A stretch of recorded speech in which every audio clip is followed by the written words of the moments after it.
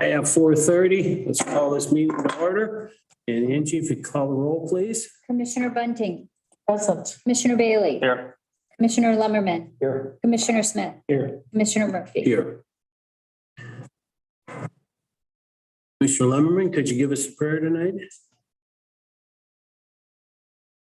Heavenly Father, please bless our hearts and minds as we consider the business of the people of Gratiot County tonight. In Christ's name, amen. Amen. Amen. And for the pledge? I pledge allegiance to the flag of the United States of America and to the republic for which it stands, one nation, under God, indivisible, with liberty and justice for all.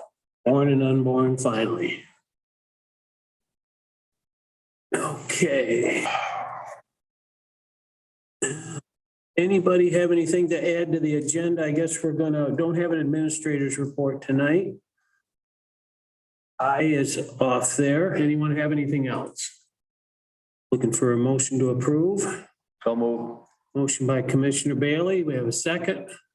Second. Second by Commissioner Lemmerman. Any discussion? All those in favor, aye. Aye. Aye. Opposed, nay. Motion passed. Right. Public comment. Anybody would like, a member of the public would like to address the county commission?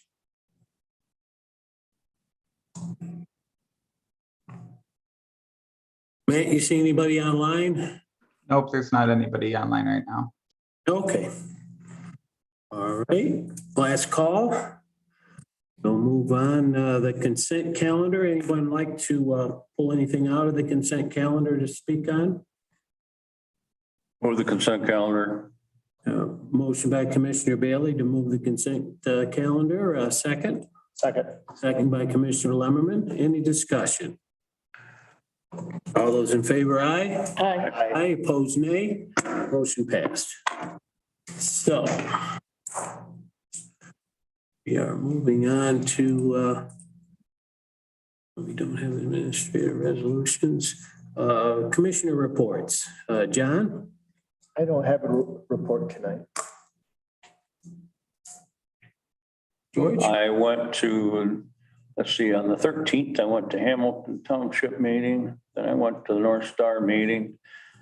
And the only thing I have to complain about is that I have a big district. And everybody's meeting seems to be on 2 nights. So there's 3 to 4 meetings you gotta make in one evening, and it's kind of hard sometimes. And then on Tuesday night, I went to Ashley. And then, let's see, on the 22nd, we had a Board of Health meeting. And Board of Health is humming right along there. There's some changes. We've got the secretary that's been a secretary of our board for many, many years is retiring. And so there's going to be some changes there. And I think they've got a very good person that's going to take over. Cindy has done a wonderful job there, and she should be commended on that. There'll be a time for that at the Board of Health. Other than that, I'm just busy. All righty. I'm busy also. I was at the same meeting and you covered it. Jan? I was at Breckenridge City Council meeting, would have been last Monday, and you were there too, Jeff. Other than that, that was it. Sam? I was to Fulton and to North Shade. They meet on the same night, and the same in New Haven and Katy or Newark. They meet on the same night. We all have the same issues. I understand the way they operate. We have to try to get there as best we can, but sometimes we don't seem to give our full attention at the meeting times. I know I've always called the supervisors themselves and asked if it once a month and see what's going on and if anything we can do, because a lot of times we can't go to 3 places at once. It just doesn't happen. So that's how I handle it. Hey. Fulton, they are being sued by Invenergy right now. I don't know. They've been I don't think they filed a suit. I think they filed an appeal. I, There was something in the morning sun today that they're not gonna allow them to go. right, Fulton's still saying, no, I was there, I was in New Haven, and when I got to Fulton, they were probably 15 minutes from going to the executive session with their attorney. My understanding of it is that they've filed an appeal to, I don't think they've filed a lawsuit yet. I don't think anybody's been served, but they did file an appeal with them. There's an appeal process. And my understanding of it is that Invenergy feels that they met all the requirements that they have. And apparently Fulton's planning commission said they did twice. Fulton's board said they did once, then they changed their mind that night. So I don't know how it'll turn out, but they're down to Invenergy's project is going to go forward. You know, they're looking at, the worst they'll have to do is plug 4 windmills in to get their 72. They'll stick them in New Haven or someplace like that. Sam, do you know how many turbines were involved in that? Well, Fulton was going to get 12. Well, For 12, and then they slid some over to Washington, and they're going to slide some over to North. But then they had 4 that they're going to have to place. So it's my understanding was 4 left still to place someplace. It's just a sad thing. yeah, that's what it is. Yeah. Anything else, anybody? All right, let's move on to the new business. I believe you're up. Afternoon. Thanks for letting me present to you today. I'd like to introduce Keith Clark. He's the commander of the American Legion Post in St. Louis. And today I want to present to you what I've been kind of talking to you a little bit about here and there about the Hero Center. And before I get started, I wanted to let you know that it came from our Community Outreach Committee, which makes up all our post commanders and some nonprofits in the community. So we're very excited about the project as a whole. So get started here. So what I'm asking you today is to partner, collaborate, maybe help finance the Hero Center to help us open it up so we can provide a safe space for our veterans to go to that have no expectation. They can just come, heal, and families can heal. So that is what I'm asking you in your time today. Here's our mission. We want to reconnect the veterans and their families with the community and directly support their physical, mental, and legal needs. We're collaborating, like I said, with all our service organizations, our community partners, our nonprofit, and also with our Saginaw VA Vet Center. And I have some pamphlets here about a vet center, so I want to share that with you if you're interested. And I'm going to use some of my personal experience, even though I read an article that says, enlisted versus officers, officers have an easier time transitioning from the military and so forth. I would disagree highly with that article because even though, I was an officer, I'm educated and, I should have the world in front of me and stuff. But I will tell you that on that left side, what a member feels, you go from what I like to call winning the Super Bowl, which is the level I was at when I got out of the military, to coming back into the civilian world where you're just starting from ground zero again. At a certain age in your life, you're just like, wow, what happened? And you feel insignificant. You feel like you're behind your peers. You try to figure out where you fit in and how you can do things. So like I told you before, when I originally introduced myself, this is my 3rd try at trying to find something where I fit in after the military. I've been retired for 6 years. And I think I finally found my home as far as helping veterans.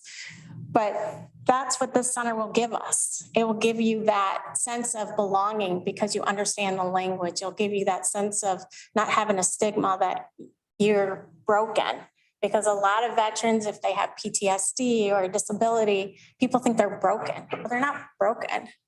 They just need a little extra help in dealing with things and the stressors of life.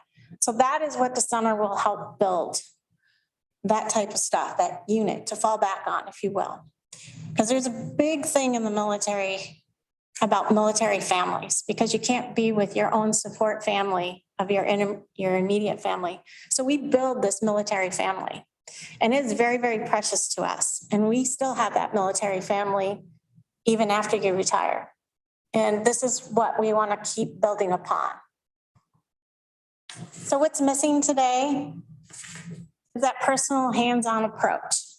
And like I told you about the Saginaw VA Vet Center, there's about 300 across the nation of these vet centers. Some of them are super big with a lot of legal counseling and so forth. And then there's some that aren't so big. Saginaw, all they do is counseling. They have 4 counselors for 17 counties. I'm sorry, 12 counties, I think it is. And then Traverse City covers the other 15 counties. And then Traverse City covers the other 7 counties. There's 22 total that Saginaw VA covers. That's a lot of counties with 4 counselors to provide our veterans the support they need and when they need it. And they focus just on counseling. And there's a certain criteria you have to fit in before they'll even accept you. And that's something our Hero Center won't have. All veterans are accepted. It's a gathering space with no judgments or expectations, and it's after hours. Right now, the courthouse closes at 4:30, so we're limited. And so we are trying to hit those younger populations, the Gulf War, because we're getting into that next era, right? And they're still working. So they'll have to take off work to come and see us. So we want to provide that service after hours.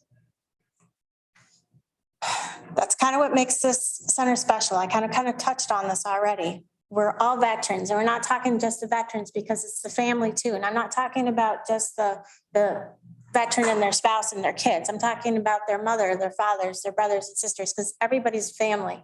We got to heal everybody together. We got to have everyone understand what's going on. So that's what the center is going to do, is bring these people together so everybody can heal together. Services that are just beyond the counseling piece. We want to be able to, have those budgeting classes, those life skill classes that a lot of things are missing. The interviews. When I was looking for a job, how do you translate? You get a 1-week course while you're in the military about how to translate your language into civilian language. Okay. It's hard. And then when you go to an interview, you automatically start talking acronyms because that is your language that you've been used to. So when I started looking for a job, after I decided that food sales wasn't for me, I talked to the LEO, which is the Labor, Economic, and something, and they're supposed to help the veterans themselves. Well, what I got was somebody on the other phone telling me, this is what you should do, this is what you shouldn't do. And I'm like, okay. Now you're going to help me write my resume? Are you going to look it over? Are you going to do something for me? Oh yeah, send it to me. And then they send it to me back like 2 weeks later, maybe. And then they make a few changes and that's all I got. Well, that wasn't helpful. My husband was more helpful than that person. And so I think we need more of a hands-on approach, somebody where we can, have a closet there for interview clothes, because most people don't have that kind of stuff and it's expensive to go out and buy the clothes. So let's make a closet for that. Let's teach them how to interview, let them practice. Make them think that we care, take them by the hand. And I know it's a little hand holding, but some people just need that to start with, to get them started in the right direction. That is what the center is all about. It's making that personal connection and mentoring them and making them successful. Being that one-stop resource. We're not going to, and I want to make this very, very clear. We are not a homeless shelter. We are not going to get into that business. There's plenty of opportunities around. There's organizations that help with that, and we're partnering with those organizations. So I want to make sure that that is perfectly clear. But we want to provide that safe social gathering. So I've spoken to veterans and we talk about whatever they want to talk about with their claims. And then the next hour, I'm talking to them about whatever's on their mind because they just want somebody to talk to and have that connection. And that's what the center is going to provide.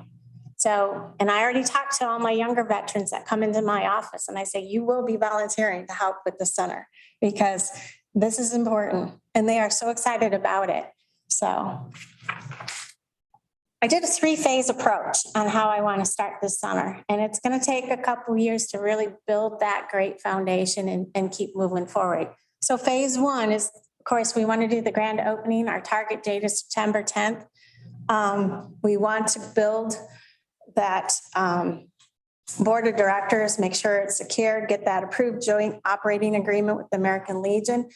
And we want to determine the authority. Do we want it to be a county entity or do we want to be a nonprofit? Personally, I would recommend to you all that we make it a nonprofit. It's clean. It doesn't have any liability against the county. They're going to have their own board of directors. They're going to have a person who's running the center. And I think it's just a lot cleaner when I was talking to the lawyer about it, about how should we divide this? What should we do? So, but I didn't want to take away that decision piece by just saying, oh, we're going to go nonprofit. But I would recommend that to you. Phase 2 approach. We want to make sure the director is hired because that's going to be a key component because that person is going to be doing all the fundraising. They're going to be doing the volunteering, getting that all set to go. And they're going to have like their own little committee, but they're going to be all volunteers. There's only one paid person and that's a contract director to run the day-to-day and write all the grants and get the funding and so forth. And we'll talk about that a little bit more. But we want to make sure we have a fundraising event, at least a minimum of 4 per year. And you'll see my target goals of each of those as we go. We want to get the recreational classes started and the monthly veterans breakfast taken over from the M46 Tabernacle. That's the location it currently is at. And then phase 3, we want to have all the main programs in place. We want to have all our funding and have that reoccurring funding. We want to have a 5-year growth plan and hopefully we can be open 5 days a week. And then redoing those fundraising and those sponsorships and grants and so forth. So operations, we already kind of touched on this and you guys can whatever discuss. Determine the authority. We already got a board of directors started. We got 6 out of 7 directors. Most of them are, it's a mix of service organizations, young people, and we even have one person who's not a veteran on the board just to kind of get that other approach and perspective. And then the daily operations will be run by the center's director. And then the reserve funds, any donations and sponsorships until we get all our nonprofit will be run through the county through a special fund that Chris set up for us. It's a reserve fund with its own number. We'll get the joint operating agreement in place with the American Legion. What's required? Well, normal stuff and admin stuff, marketing, operating expenses. We want to make sure we have maintenance and security and utilities covered. Then we'll start with the recreational events and then furnitures, TVs, couches, stuff like that to make it comfortable. And when we do telehealth, we have that ability to do that.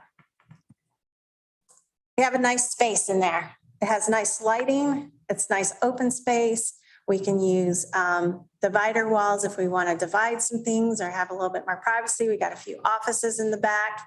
And then we have a great kitchen that we can do a lot of things with. Our monthly breakfast, our fundraising. We can have cooking classes because nothing brings people together than like food. So we want to do some of that kind of stuff and build those skills. We're going to continue with contract services. A lot of people that we've talked to are going to do pro bono, but I know that that's not going to last forever. So we're kind of planning for the future. But we do have some repairs that we're looking for that we need to do. We don't have to do all these at first, but these are repairs that need to be done eventually. And then of course, the director, we talked about that. That's a contract position. So here's the flooring that's throughout, as you can tell. Needs some repair and some love. And then this is really bad, the parking lot. You can see the damages. But then you can see we have some repaving bids. I know that's really small, but I'm sure it's in your packet. And there's two ways to do it. We can do partial and then we can do the back end. We can just do the drive and then do, there's all different ways we can do it, but it's pretty beat up. So we would want to look at that in the near future, hopefully. So here's the budget. And again, this isn't all encompassing. These are, we're still working through everything and getting quotes and how much things are going to cost and kind of working through that still. But operating costs, we figure about $1,600 per month. And that's on the high side because I want it to be on the high just because I want everything covered. Repairs, furniture, we have some leads on where we can get a lot of donated furniture and stuff. But again, we just want to make sure we're covered. Contracted services, we have some pro bono people, but eventually we're going to have to pay. And then recreational services, we're hoping to collaborate with community partners to get food and stuff like that, where we can minimize our costs there. You can see what the parking lot driveway, if it's partial or full, and then the director's salary would be the only contracted or the only position that would be paid to help run the center. Up at the top line there, operating costs, is the 40,000, the 1,607 per month, is that after the American Legion is contributing to supplies and utilities, or is that before American Legion? That's before. And like I said, I went high just because I wanted to make sure it was covered. Since we don't have the joint agreement in place yet, I wanted to make sure we would be covered. Then that was an estimate of what it would cost based on what they are running now. And they only run it a couple days a month, 2 to 3 days a month. So we are only going to be running it a couple days a week to start with, but eventually that will grow. So I wanted to make sure I went on the high end just to make sure we are covered. And that's for the whole period. We have this, the Heroes Center is in existence now, and it's being run by the American Legion now. No, it's a concept. It's the American Legion is allowing us to use their building in partnership with them. So we have a building that we don't have to pay rent. All we have to do is share utilities. But we don't have anything started yet because our grand opening would be in September, and that's what we're working toward. Is there any questions on the budget piece of this right now?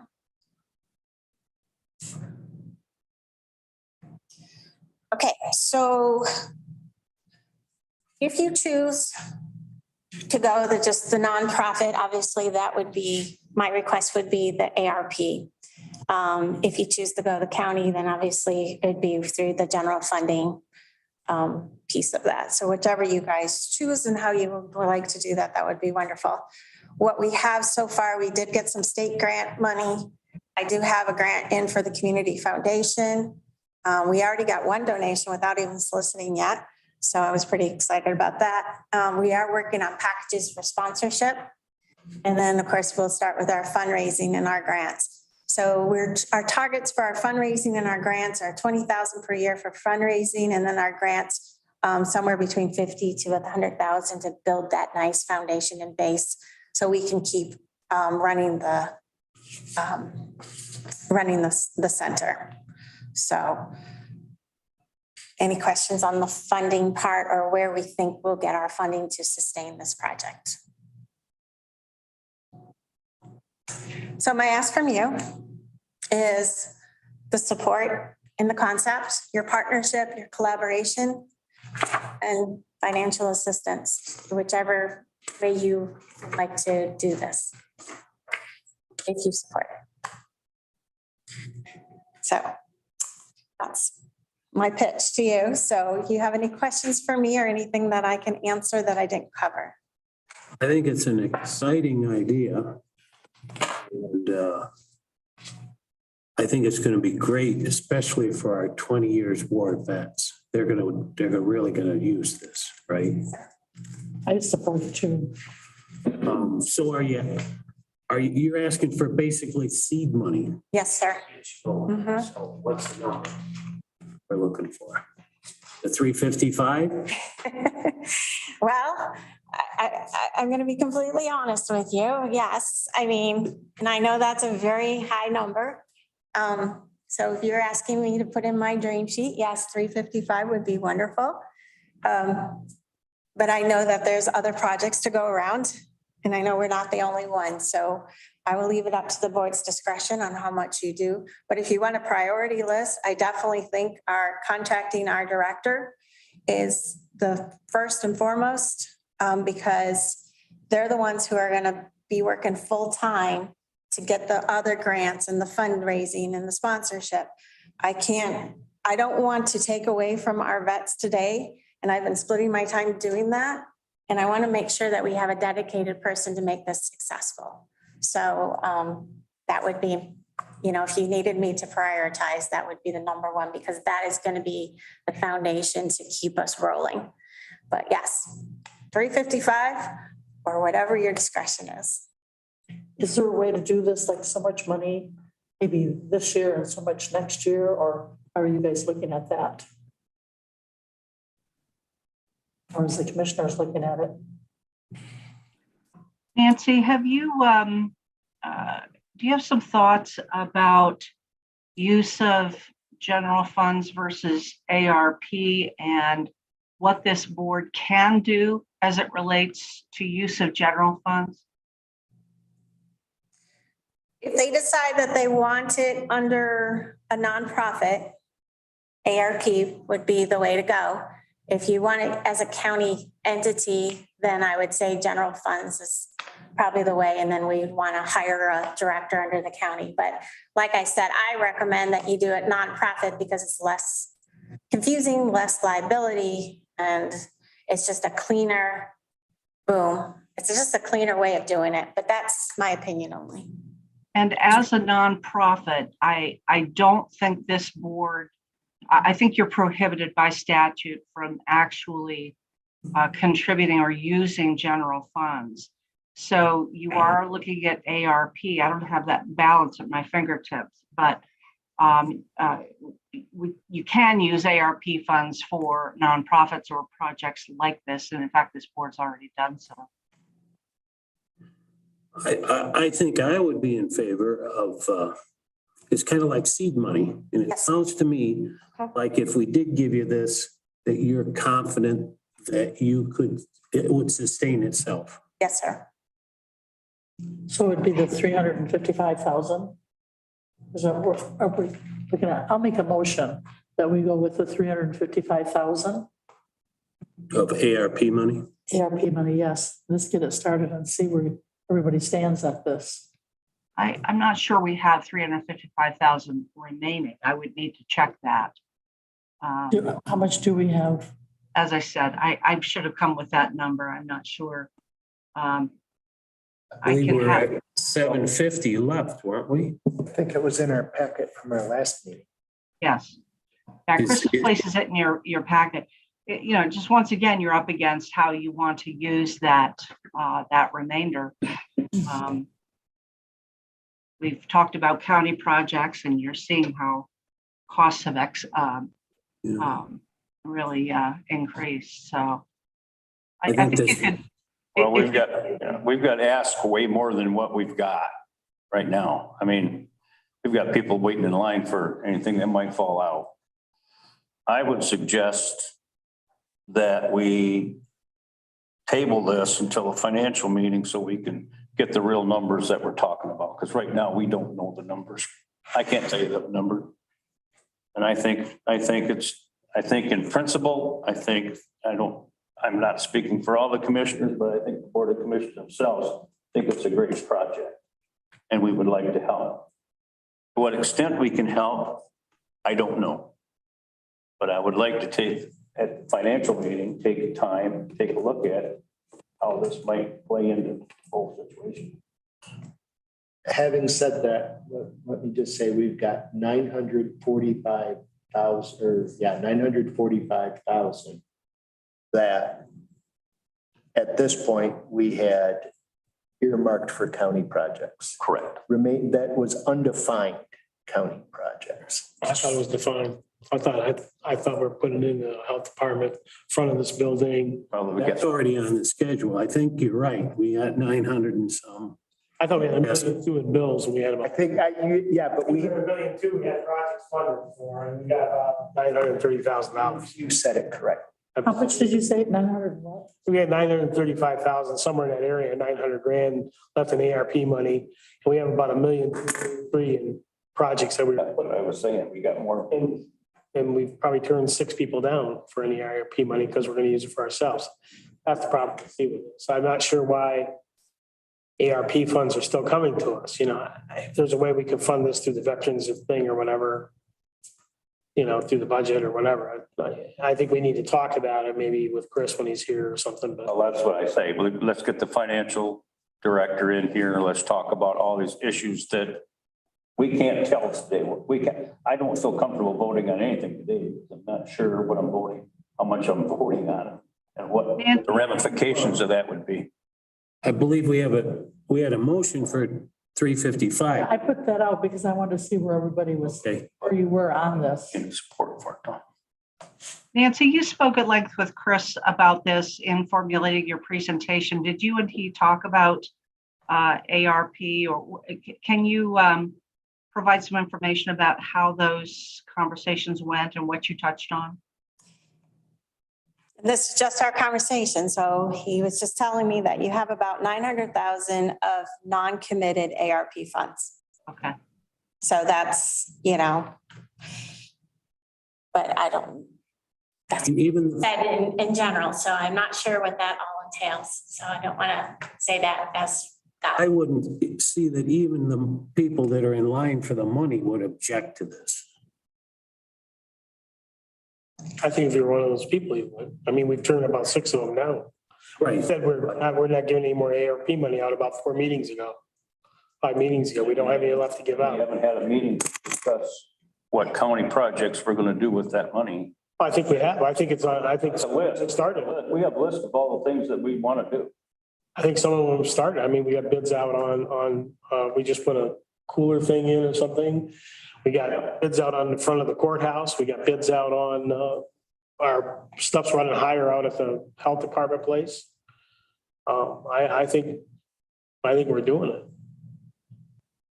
So Even if we didn't, that's why I wondered if we didn't even go up to 350,000, 55,000, even 200,000. If you've got 900,000 sitting there that we can use, at least it gives you an opportunity to get things started. I think I would rather wait to table it and talk about it at the next meeting. Perhaps get some more insight about non-for-profit versus for-profit or public entity.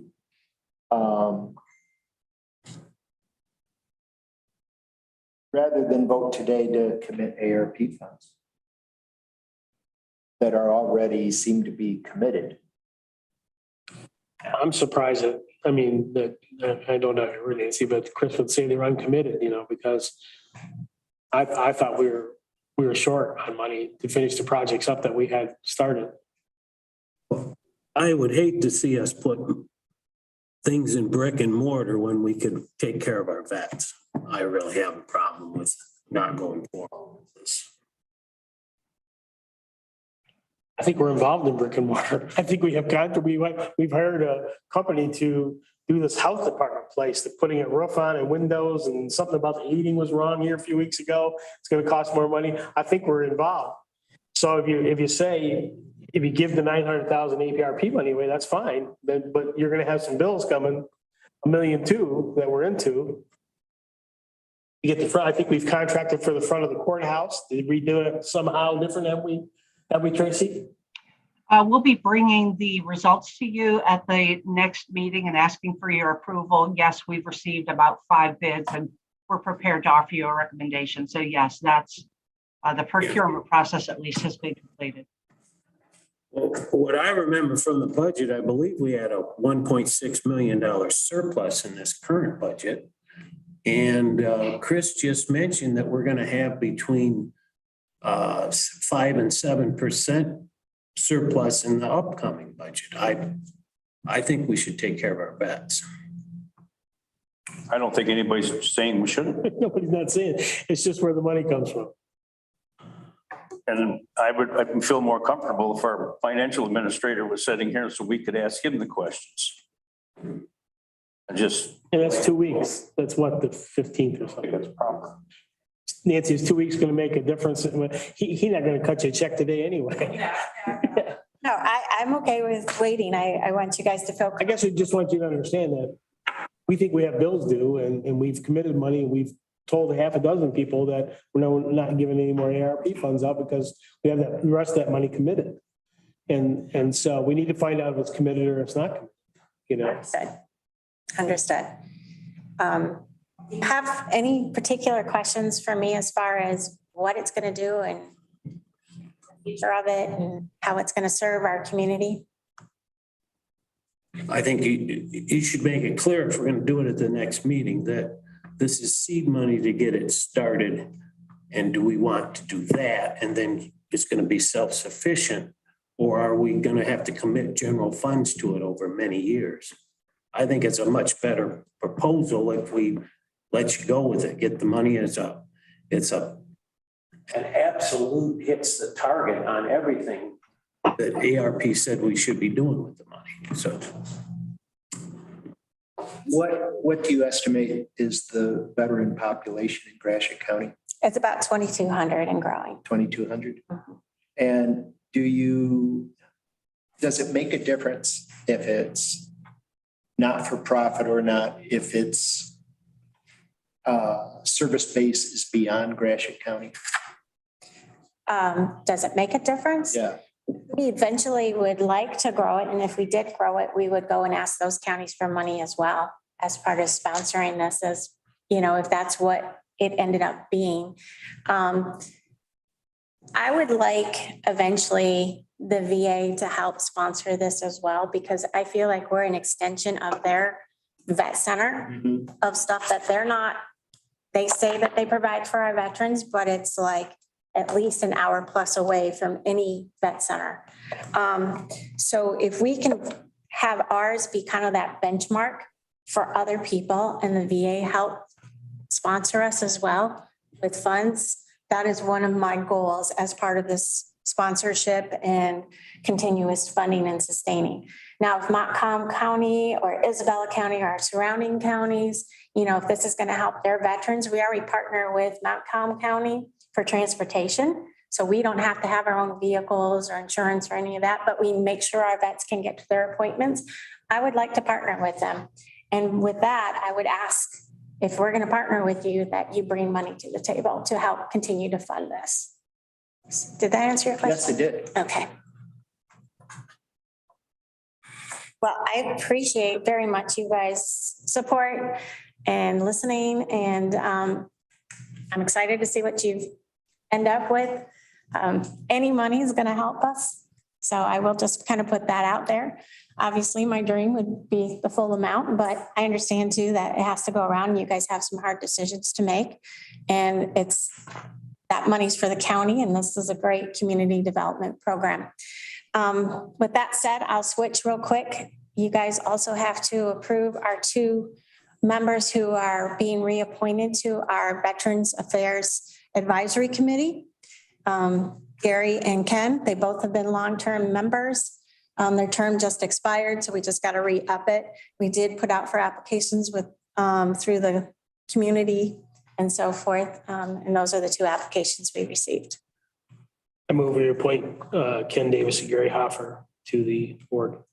Awesome. Go ahead. motion by Commissioner Smith, second by Commissioner Bailey to approve those appointments. Discussion. All those in favor, aye. Aye. Aye, opposed, nay. Motion passed. Thank you. We need to be at that next meeting, or, okay, I will be here. Thank you again for your time. I appreciate it.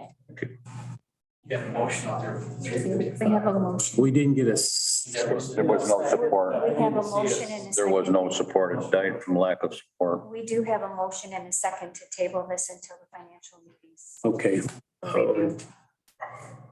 George made that motion to table, and a second on that.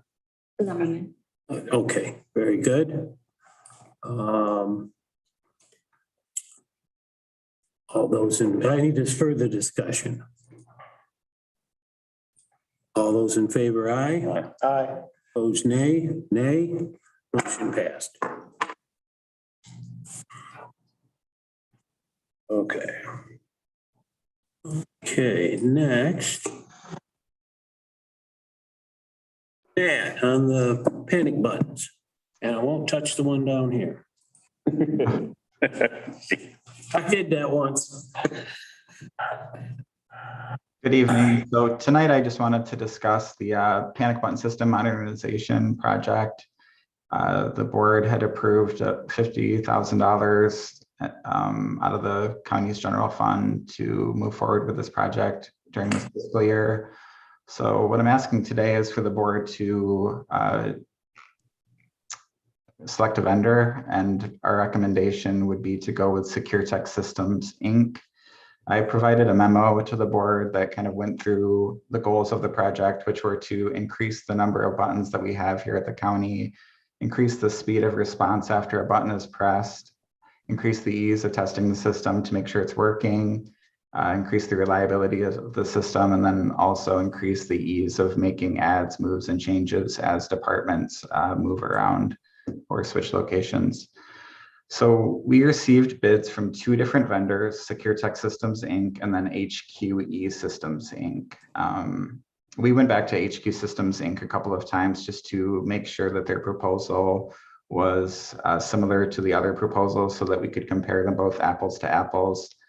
And the system that Secure Tech is proposing is a system where you push a panic button and instantaneously an audio message is broadcast over the county's police radio system. So the people here at the courthouse that are providing court security, they would get notification that those panic buttons had been pressed instantaneously right over the walkie-talkie that they carry around every day. HQE's system, the first proposal that they had proposed didn't include that type of integration with the security, or sorry, the walkie-talkies and the radios. So we went back to them and asked them to include that with radio integration. It put HQE's proposal over the $50,000 budget. So they actually came back and proposed another solution that included separate devices that our security officers would wear around that would help them receive these notifications that a panic button had been pushed. And the committee, myself, emergency manager Mike Soltis, and then Julie Frick participated as well, representing the courts. We decided that we weren't really interested in that style of a system either, where the deputies are carrying additional equipment just for that one purpose. So in summary, our recommendation would be to go with, like I said before, Secure Tech Systems. Their quote came in at $43,490, which was under the $50,000 that was budgeted. And if you look at that summary table I included in the memo, it's above HQE Systems' initial proposal, but below the proposal that's actually comparing apples to apples. So I would consider it the low bid if you're looking at both proposals, apples to apples. I did reach out to different counties here in Michigan that are using the system. Sheriff Frank at Iosco County was the only person that got back to me, but he did say that they were quite pleased with the system and it's been working well for them for over 5 years. Are there any questions about the current system or the proposed system or the recommendation? Man, I understand they would come across these police officers' radios. Does it tell where the panic button is pushed from? Yep, so we're able to record a custom message. So like down here in my office, if I had one, we would record the message to be, panic button has been pushed in information technology, and they would hear that right over their walkie-talkies and They know to come to that place. know to come to this place. Yep. One of the things Absolutely. we run into with the current system now is it's kind of difficult to rename places or rename what information is given when those panic buttons get moved. So that the new system would help us with that too. I move we do the secure tech, if that's what he recommends. Or Motion by Commissioner Smith, support by Commissioner Bailey. Before we vote, I have one question. Sheriff Morris, do you agree with the selection? Yeah, I looked at this system back in 19, into early 20 before COVID hit. This is the same exact system we looked at back then. The page goes out to central dispatch. It also goes out to any police officers in the county over their radio. So again, an Elm officer pulling up or a St. Louis officer, problem in the county courthouse, they're gonna know about it also. And I think it's a good plan. We just used one of our portable radios. We have extras when we bought them with the ARP money. Have extras. And we got paid for it. And we got paid Ones we for it. sold, yes. So we have an extra radio that would be exactly what we have and is positioned here in the courthouse. just one more question, thinking out of the box here a little bit. In today's hyper security problems that we seem to be having around our public schools, is this application, can that be used from the school itself to alert? So the schools would be different and would depend on how they would be set up for Wi-Fi, and Matt can probably help me a little bit more with that, but they would have to be on board with that. It'd be a separate system that the schools would have to purchase, but I think they could make it work into central dispatch. You agree with that, Matt? Yeah, they would need to purchase their own equipment, but they could use a similar system and have a similar system go out over the police radios as well. Well, in today's world, and you have an active shooter, we've learned a lot of things go wrong really bad. And if there's one or two locations in wherever the school chooses, all the person has to do is, and the recorded message goes out and everybody knows what they got to do. I mean, to me, that's the most simple thing in the world. You don't have to think. You just do. Yeah. Matt, do you know how many buttons that's going to include? Sheriff, could you step up to the podium? I just get a lot of echo underneath. Yeah. Thank you, sir. Yeah, so the quote included 140 buttons. Okay, I couldn't remember I think we looked at about 125 back in 2020. And so, yeah, 140, and that includes them for like district court counter. And I mean, everywhere is going to have a button and everyone's going to have a separate message. So if there's a problem here, they hit the button, it says problem at probate court or problem at the front of the court office or whatever. So, yeah. You wouldn't think in a building that size you'd have that used for that many buttons, but there are various areas in the courthouse that people didn't even know about. Well, we have other buildings. You know, the reason it went from 120 to 140 is we didn't have a panic button, say in the animal shelter, way out there. I can assure everyone, including the public, that we have them there now. And I think the community development building. So there are places that have been oversights and they've been corrected. And so hence the larger number with the new system. I think it's a great thing. Any further questions? We might as well vote. All those in favor, aye? Aye. Opposed, nay. Motion passed. Mr. Chair, may I inquire about whether you want to use ARP funds for that or general fund? I will tell you that in the capital improvement plan that you folks approved, this was listed as being paid from general funds. But there's been a great deal of discussion back and forth and all around about using ARP funds for these sorts of county projects. I think if you were to decide to use ARP funds, it's consistent with the discussions you've been having. But I think this board does need to make that decision tonight. I can make a motion then that we would use the county funds for this project. General funds. General funds, right? General fund. Yes. General I'll fund. second Okay. that. With I'll second it. Okay, motion by Commissioner Bailey, second by Commissioner Bunting. Any discussion?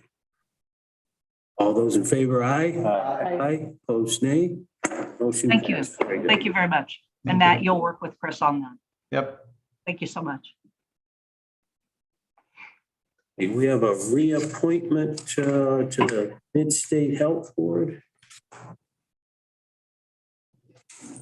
You go up here. Anybody going to speak on this? I'll make a motion. I'm on that board to renominate Brian Sheets for the Great Lakes Bay Michigan Works.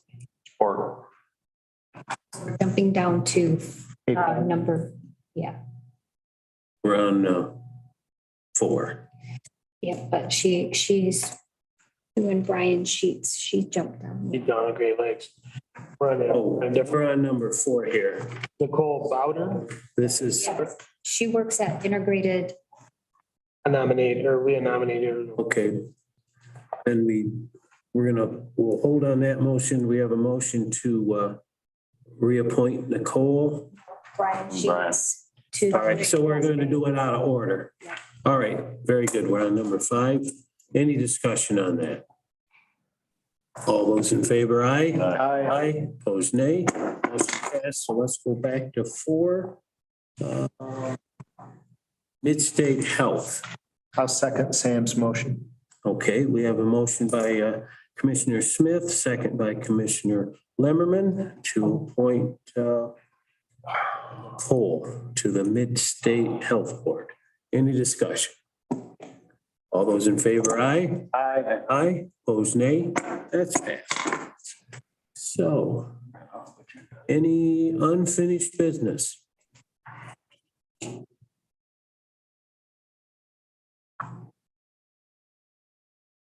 All righty, if there isn't any, we need additional public comment. Anyone like to make any public comment? Board, come forward. Matt, do you see anybody online? Nope, there's not anybody connected in right now. Hey, and without objection, we're adjourned.